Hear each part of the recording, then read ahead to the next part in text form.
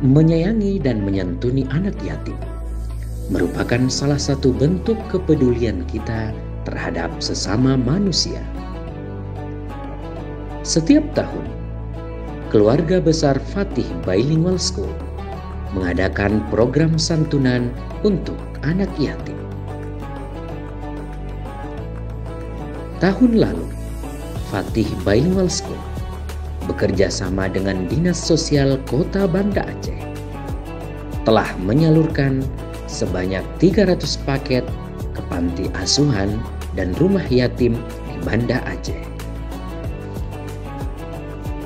Tahun ini, Fatih Bilingual School kembali mengajak semua pihak untuk berdonasi dalam program santunan untuk anak yatim.